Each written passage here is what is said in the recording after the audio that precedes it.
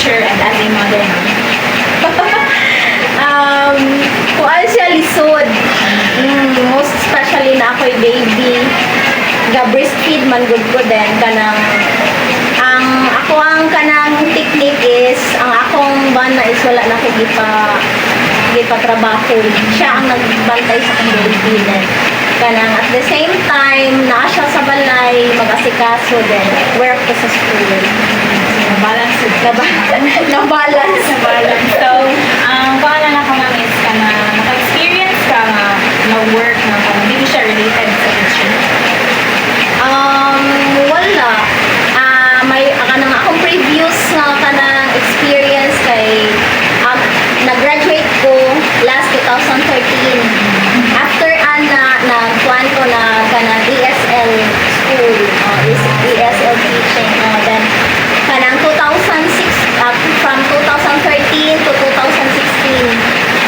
Then after kanang nag-sub ko for 2 months sa Kanugnawan Elementary School. Then kanang after sa sub na ko for 2 months, nagparangking ko niya kanang dili pa man kahito siya kuan, dili pa kaayo pa naka-experience ba. Gamay ra ko points. So nag-apply ko private school, kindergarten at preschool sa Lapu-Lapu. So, okay ang sa experience mo? Okay ra so far kay nagamit ko na ako sa akong kanang present nga kuan na teaching na ko job. So, ako na may leave of course. So, ang third kong question is, how long ka like, pila ka dugay ni mo i-consider imong experience as a teacher? Sa karon, ang ako experience karon is kuan nag-start ko from DepEd kuan 6 years na ko from teaching, pero dili pa gid siya makaingon ko, dili pa gid siya enough nga experience kay kuan man gud siya kanang daghan kag makuan nga mga bata pud ba ma-encounter, most especially sa mga attitude sa mga bata. So at the same time na kanang thankful pud ko sa akong experience kay naka-learn man sad ko. So pero dili pa gid siya enough, mas dili siya ganahan, pero na pwede siguro yung mga kananaang sanay mga challenges pa kay kanang sa wala pa man kay ko naka-encounter og mga kanang bata nga kanang kuan gid kaayo kanang sa ilang mga attitude ba nga kanang grabe na kaay mo ligid na o kanang dili na ko makuan o mag-tantrums na sila.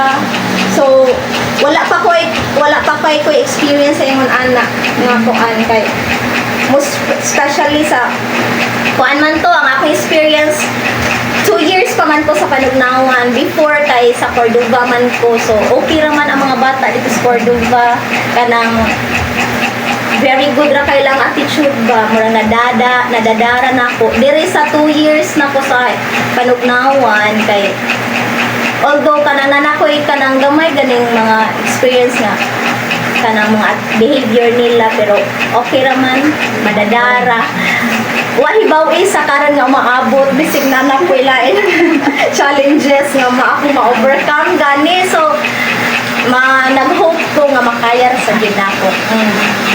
Okay, so, except sa Cordova and sa Kanugnawan, nasa ba kayo laing schools, like, sa history of schools na naka-work ka?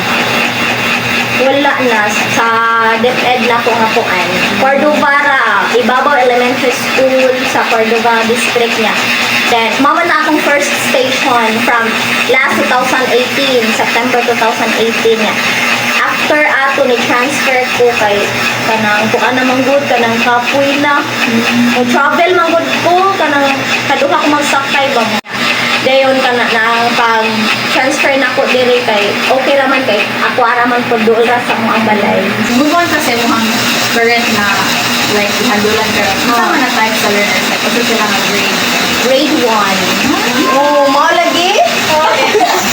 Mao bitaw ko nakasiguro kay ma-overcome ng mga kuan kay kindergarten ang grade 1 related ra sila niya mag kuan lagi grade 1 ko karon. For 3 years kung grade 1. Oh. So, like, na-think mo ba nga, greatest challenge mo as a grade 1 teacher? Kuan kanang sa ako kay kuan man ang pagpabasa. Jud na man kanang lisod gyud kaayo kay mag-introduce pa ko sa kanang letters, sa mga sounds sa letters. Mamo ginaa siya ang termino gyud nga kanang kuan namo kanang goal gyud ba. Nya kanang if ma-overcome na namo nga kuan so hayahay na sa mong pamati kay kanang kuan naman siya labi na ang bata kay ba mo basa ingon na ba so kanang kuan na namo nga kanang kani nga bata very good ni siya o ilahi na mo kanang sa classroom setting man good ilahi-lahi na mo ang katong i-identify na mo ang mga bata nga kamaumubasa katong mga dili kay kamaong katong tabangunon kaayo so daghang strategies nga among ikuan nya aside sa anang pabasa ilang kong behavior ako po nang studyhan daghan kaayo nga mga kuan labi na kanang gagmay man gud ako ang mga gihandulan nga mga bata so maglisod pud ko og kuan adjust sila ga-adjust sa kanang classroom setup pero kami ako as a teacher ga-adjust pud ko kay kanang sa akong previous nga kuan klase is 33 sila kabuok so different behaviors kanang first day of classes na pay manghilak na pay dili pabiya sa mama inana gani so isod kaayo siya nga kanang kuan pero na kaya ra kay nakahuman naman sila sa grade ang problema karon mo so mao na siya ang kuan ang ako ang kuan greatest good nga challenge as a grade 1 teacher kanang ang pagbabasa gid kay mao gid na siya ang training gid nila grade 1 is the training ground magud siya ma kung dili sila kay ba mo basa gid sila kasuwat man Talking about strategies, no, kaya mention mo to mo na you identify the katong maayo din siya sa dili kaayo katong sa pamangunon jud so how do you deal with them like kanang di sa siya individually pero as groups bitaw oh kanang sa magklase na ko ma'am so kanang sa magklase na ko is i-group na ko sila differentiated activities akong ihatag sa iyaha o sa whole class daw they feel unmotivated bitaw sa engage in the class kuan kanang through singing ako ang kuan style pala kantam sa dumang pero batik kong tingog kana galing pang bata nga kanta